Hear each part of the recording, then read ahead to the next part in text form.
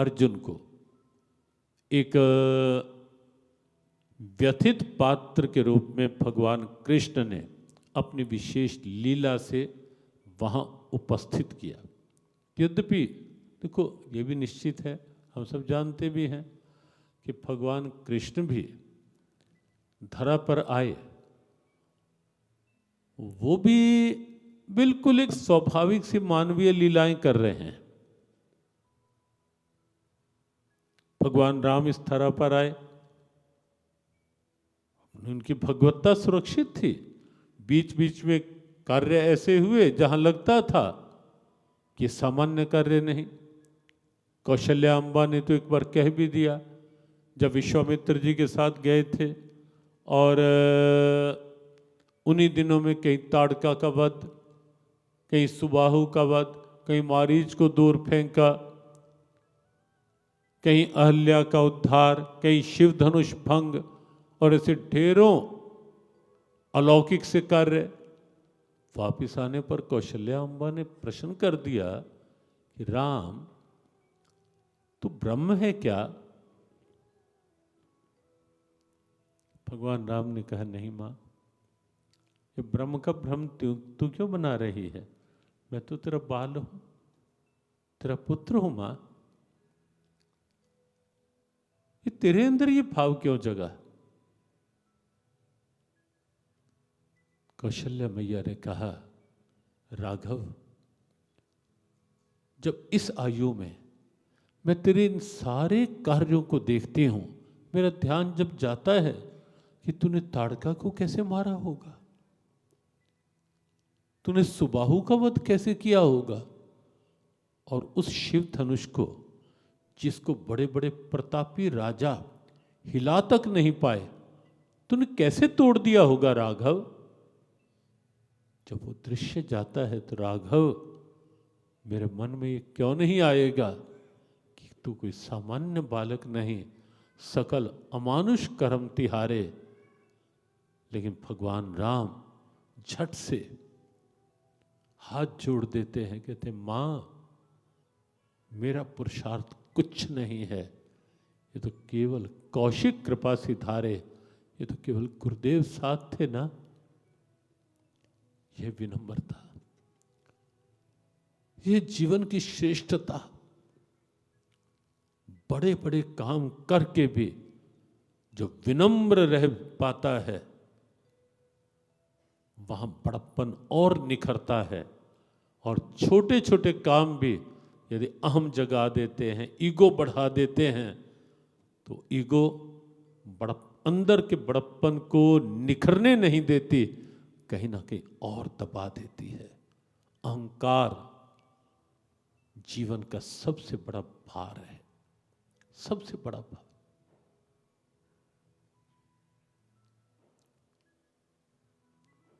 और भगवान के पात्र में बिल्कुल एक मानवीय लीलाएं, लेकिन प्रेरणाएं साथ। एकदम मां मेरे वश में कहां था मां, मैं कर पाता? ये तो गुरुदेव साथ थे ना विश्वामित्र जी, ये तो केवल कौशिक कृपा सिधारे, ये तो केवल उनकी कृपा से हो गया। हम क्यों नहीं ऐसा जीवन बना सकते? हम क्यों नहीं ये मान सकते कि जीवन में जो कुछ मिला है ये केवल प्रभु की कृपा से मिला है? क्यों नहीं अपने आराध्य की कृपा, गुरुदेव की कृपा हमारे जीवन में सदैव अग्रणी भूमिका में रहनी चाहिए? अहंकार नहीं। इतनी लीलाएं कहीं की प्रकट हुआ, और हम सब उस कथा को जानते हैं कि जब पार्वती जी भगवान राम के उस रूप को देख करके, कि जब सीता के विरह में कुछ विरह कुल अवस्था में, हे खग मृगे मधुकर श्रेणी तुम देखी सीता मृग नैनी, इस तरह के भाव कर रहे थे कि कहीं पक्षी से, कहीं पशु से, कहीं मच्छरों तक से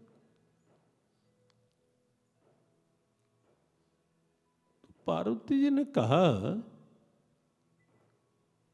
कि भगवान शंकर से आप इस व्यक्ति के आगे हाथ जोड़कर इसे भगवान कह रहे हो,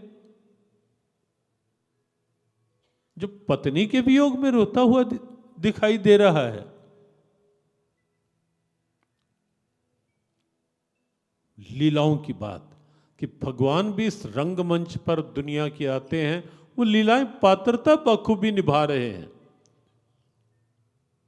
और कथा सब जानते हैं, कथा का विस्तार हमारा उद्देश्य नहीं, लेकिन ये भी सब जानते हैं कि जब परीक्षा के लिए गई पार्वती, मैं देखती हूँ जा करके, भगवान राम ने झट से कह दिया, सीता का रूप बनाकर गई। भगवान राम ने कह दिया, मां अकेली कैसे यहां, भगवान शंकर कहां हैं?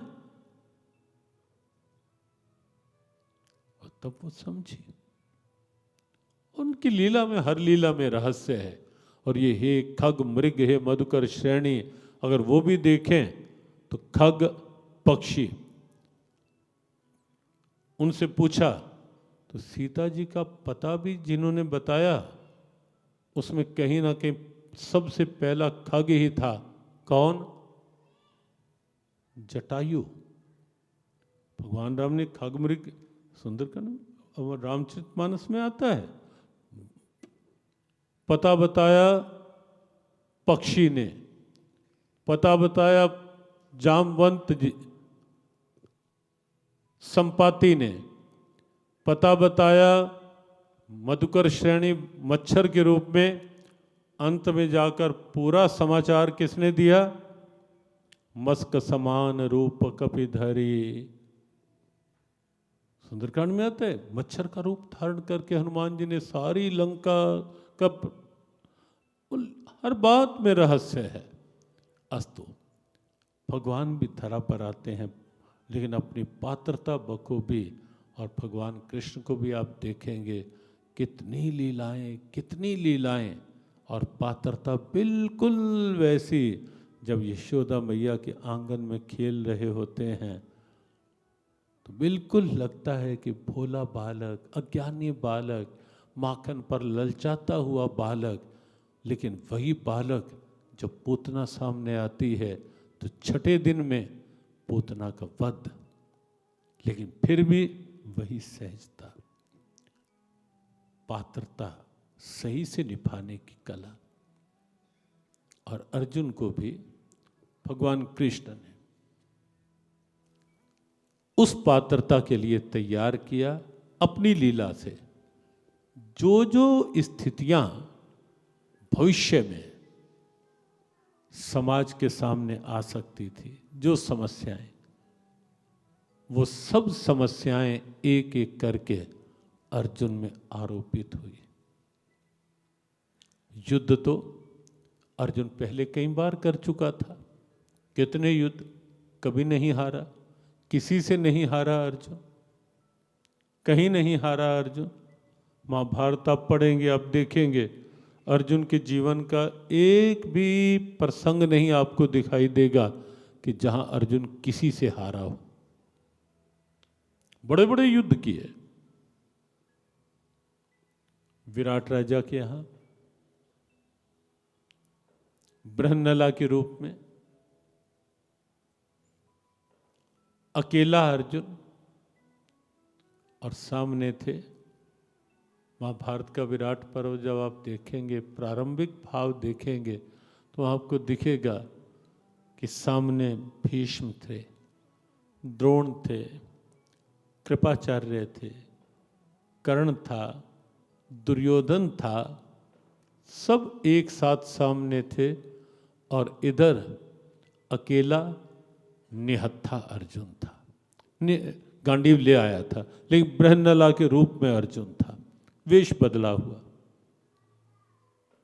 दुर्योधन की कपट चाल थी कि किसी तरह से पांडव पहचान लिए जाएं, अज्ञातवास का समय समाप्त होने वाला था, और उसी के चलते सब तैयार होकर आए थे।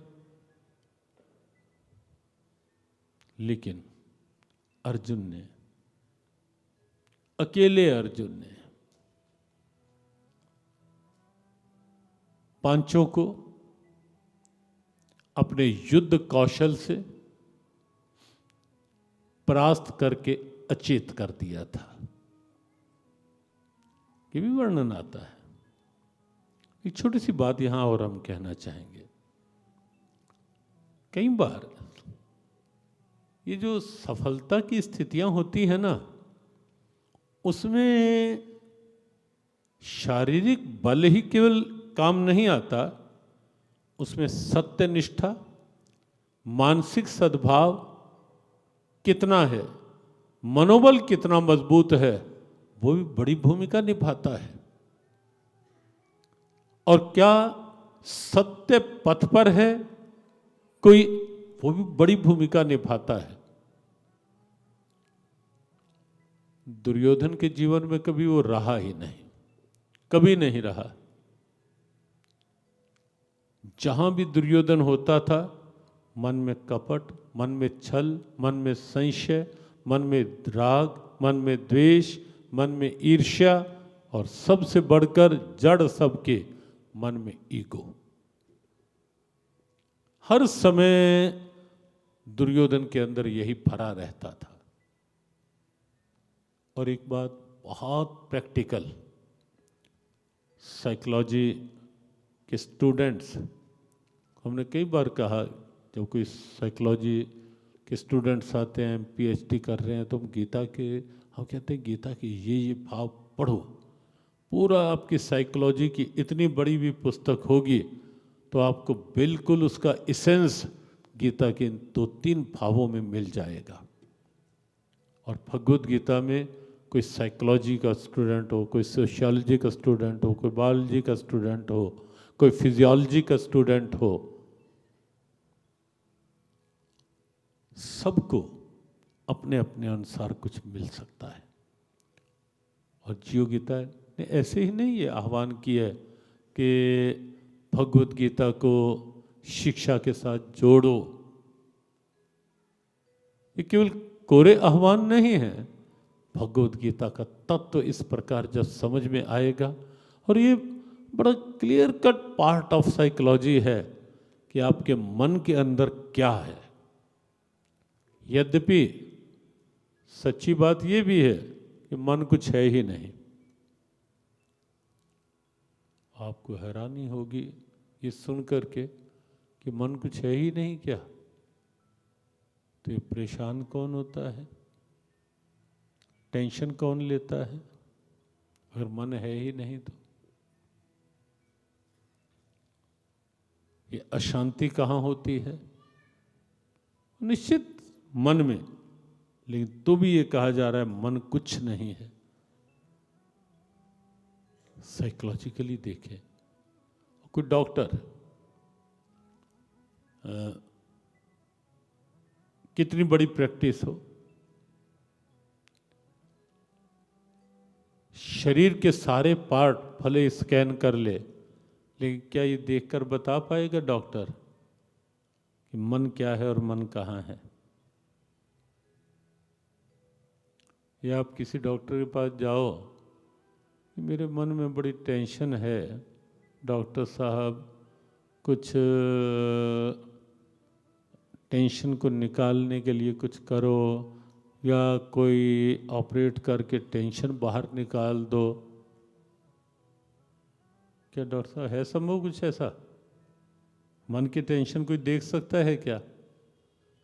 कोई जो इक्विपमेंट है आपकी लाइन का, क्या देख सकता है या दिखा सकता है कि what is mind and where is mind? कोई कुछ नहीं होगा ऐसा। मन कुछ नहीं, केवल विचार है। उन विचारों में अगर अंदर ये ईगो भरी रही या कपट भरा रहा, छल भरा रहा, तो ये मनोबल को कमजोर करते रहेंगे। बड़ी सीधी सी बात है।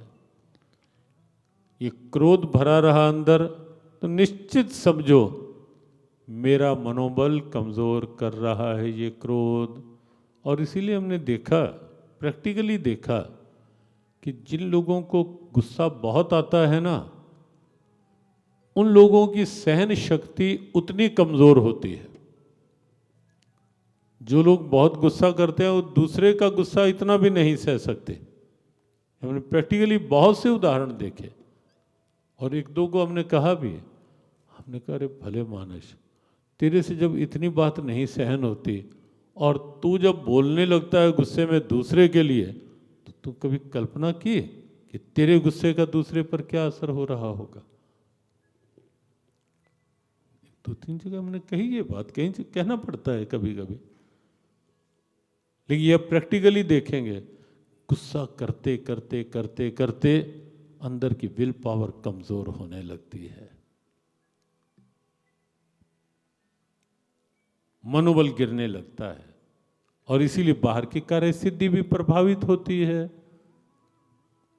अर्जुन वो पात्र है जिसके भीतर ऐसा कुछ नहीं, विनम्रता है, कोई द्वेष नहीं, कोई कपट नहीं, सीधी सी बात है, बड़ों के सम्मान का भाव। और इसीलिए उस युद्ध में, महाभारत के उस विराट राजा के युद्ध में,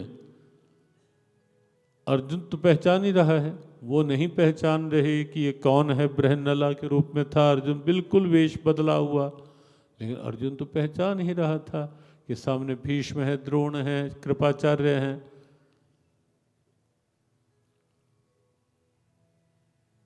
इसीलिए अर्जुन ने आंख बंद की, हल्के से सर झुकाया, धनुष उठाया, प्रत्यंचा चढ़ाई, बाण छोड़ा और वो बाण गुरुदेव के और पितामह के चरणों के पास गिराया कि कोई बात नहीं, गुरु हैं जिन्होंने जिनसे विद्या पाई है, कोई बात नहीं, हमारे कुल के ज्येष्ठ हैं पितामह, किसी कारण से उस पक्ष में हैं। युद्ध की भाषा में उनके लिए प्रणाम भेजा, बाण चरणों के पास गिराकर। और ये जो परंपरा का सम्मान है, बड़ों का सम्मान है, सच मानना, जीवन में जितनी ऊर्जा इससे मिलेगी उतने ये च्यवनप्राश या कोई एनर्जी ड्रिंक, उनसे मानसिक ऊर्जा वो नहीं मिलने वाली। जो मानसिक ऊर्जा आप बड़ों के आशीर्वाद से पा सकते हो, किसी की दुआओं से पा सकते हो, जो ऊर्जा अंदर अंदर जो संतुष्टि मिलती है। ये क्यों कहा जाता है कि दीन दुखी की सेवा करो? क्यों कहा जाता है कि बड़ों का सम्मान करो, वृद्धजनों की सेवा करो? क्यों कहा जाता है? कि उसकी प्रतिक्रिया में जो आपको स्वाभाविक संतुष्टि मिलेगी वो आपका अंदर का बल बढ़ाएगी, क्षमता बढ़ाएगी और ईश्वरीय कृपा का मजबूत आधार देगी वो आपको। और अर्जुन के पास वो बल था जो दुर्योधन के पास नहीं था, और इसीलिए अकेला अर्जुन वहां उन सब पर भारी पड़ा, सब पर भारी। और फिर बड़ी बात ये भी तो थी ना, अर्जुन के साथ श्री कृष्ण का भाव भी तो था। जीवन की जो सबसे महत्वपूर्ण पूंजी है, सबसे महत्वपूर्ण पूंजी, प्रभु का साथ, जहां भी हम हैं, जो भी हम हैं। मैं जहां भी रहूं तेरा साथ रहे, मैं जहां भी रहूं तेरा साथ रहे, मैं जहां भी रहूं तेरा साथ रहे, मैं जहां भी रहूं तेरा साथ रहे, सदा सर पर तेरा हाथ रहे, सदा सर सदा सर पर तेरा हाथ रहे, सदा सर पर तेरा हाथ रहे, मैं जहाँ भी रहूं तेरा साथ रहे, मैं जहाँ भी रहूं तेरा साथ रहे, सदा सर पर तेरा हाथ रहे, सदा सर पर तेरा हाथ रहे।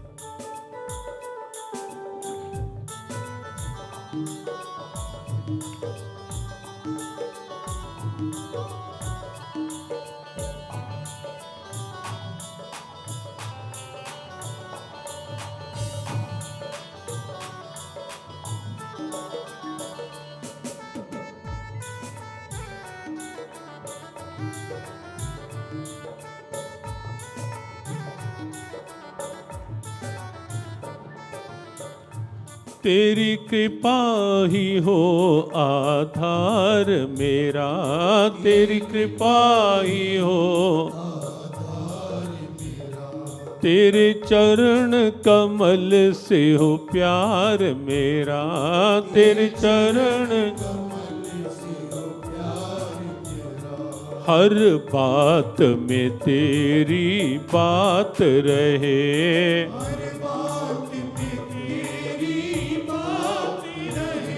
हर बात में तेरी बात रहे, हर बात में तेरी बात रहे, मैं जहाँ भी रहूं तेरा साथ रहे, मैं जहाँ भी रहूं तेरा साथ रहे, सदा सर पर तेरा हाथ रहे, सदा सर पर तेरा हाथ रहे।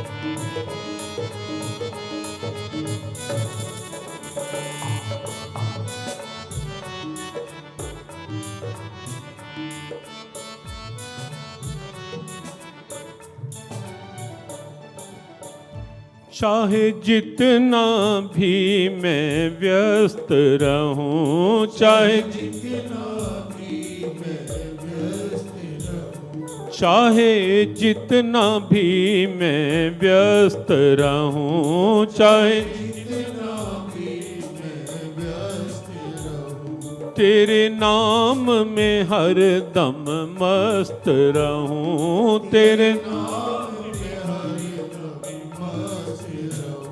तेरे नाम में हर दम मस्त रहूं, तेरे नाम में हर दम मस्त रहूं, चढ़ी नाम तुम्हारी दिन रात रहे,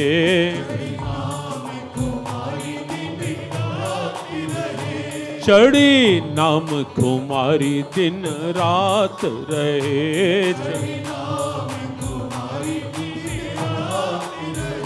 मैं जहाँ भी रहूं तेरा साथ रहे, मैं जहाँ भी रहूं तेरा साथ रहे, सदा सर पर तेरा हाथ रहे, सदा सर पर तेरा हाथ रहे।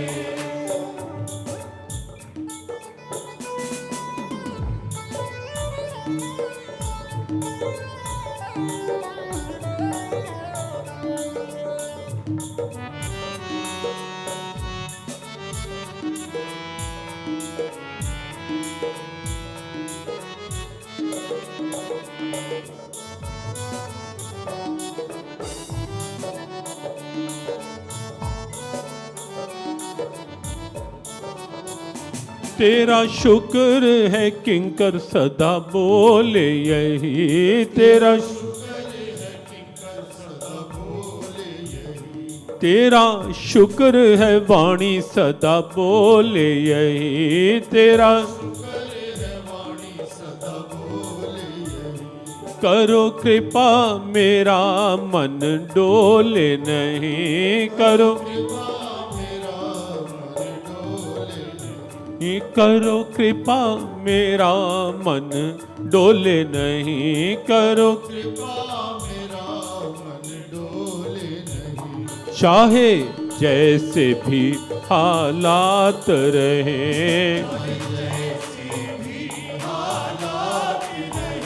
चाहे जैसे भी हालात रहे,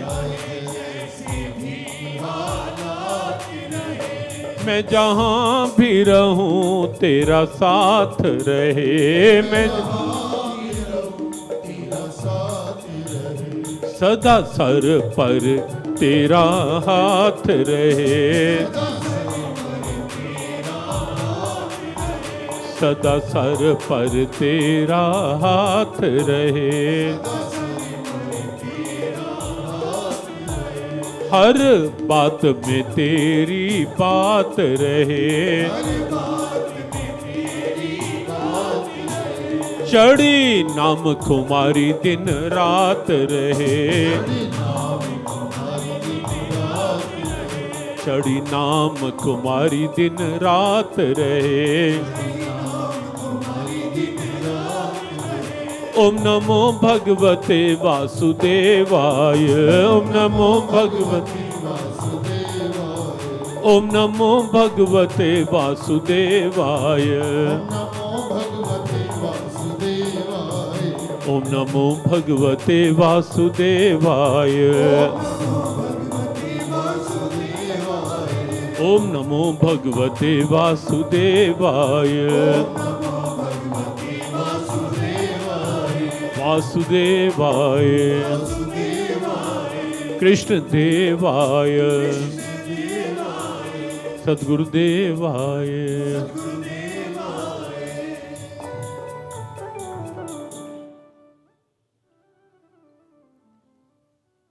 मैं जहाँ भी रहूं तेरा साथ रहे, मैं जहाँ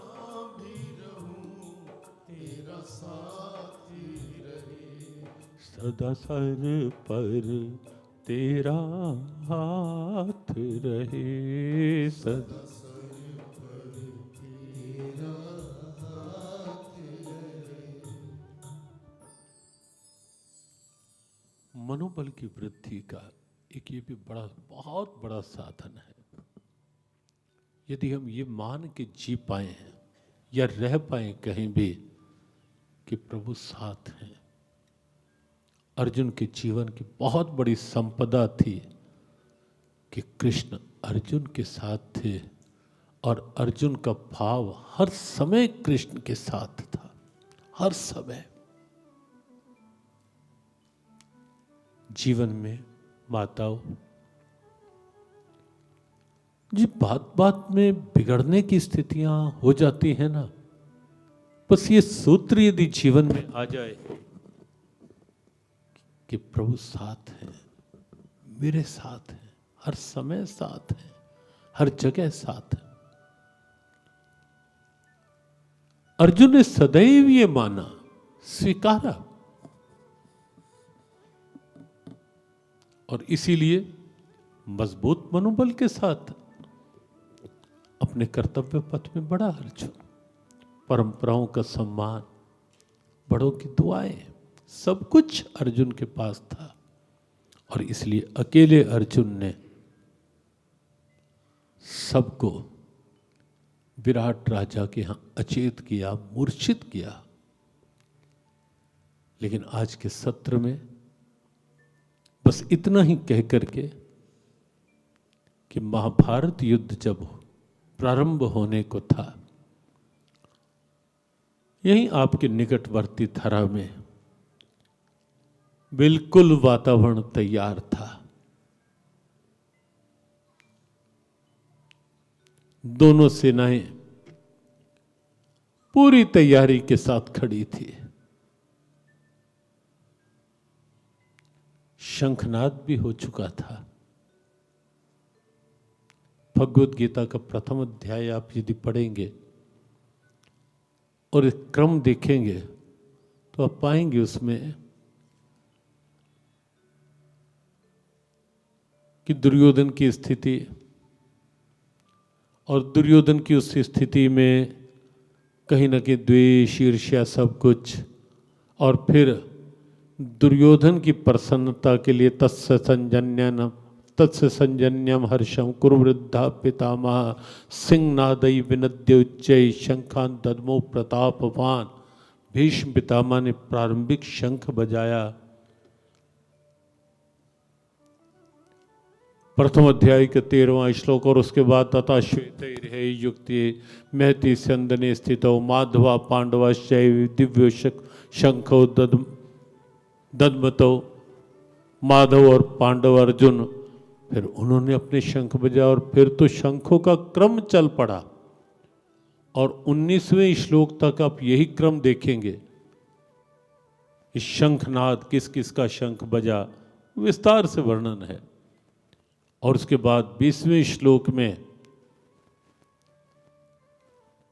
स्थिति का वर्णन, और उसके बाद अर्जुन का ये संकेत, सैन्योरुभयोर मध्य रथम स्थाप्य में अच्युत। हे कृष्ण, मेरे रथ को दोनों सेनाओं के मध्य में ले जाकर खड़ा कर दो। और यहां से दृश्य बदल गया। अब तक अर्जुन के अंदर पूरा उत्साह था, चरम पर। शंखनाद सुनकर सब कुछ युद्ध की तैयारी के रूप में था। लेकिन जैसे ही अर्जुन ने ये संकेत किया कि सैन्योरुभयोर मध्य रथम स्थाप्य में अच्युत, हे अच्युत श्री कृष्ण, मेरे रथ को दोनों सेनाओं के मध्य ले चलो, पूरा दृश्य ही बदल गया। वो दृश्य क्या बदला, कैसे बदला, और क्या स्थिति उसके बाद बनी, उस पर हम कल चर्चा प्रारंभ करेंगे। कि कभी किसी से ना हारने वाला अर्जुन यहाँ महाभारत युद्ध में प्रारंभ में बिना युद्ध के प्रारंभ हुए किससे हार गया और क्यों हार गया, उसकी चर्चा कल करेंगे। और कैसे प्रभु ने गीता उपदेश देकर हारे हुए मनोबल को उठाया, जगाया। बिल्कुल जीवन की बात सीधी सीधी हम अगले सत्र में करेंगे। आज इतना ही स्वीकारें। जो सुना है अवश्य उस पर विचार करें, मनन करें, और मिलकर हम सब आरती के भाव की ओर बढ़ते हैं। श्री गीता जी की आरती और उसके पश्चात प्रार्थना के वाक्यों के साथ आज के सत्र को विश्राम। आरती का आनंद, आरती के भाव का लाभ सभी लेते हुए ही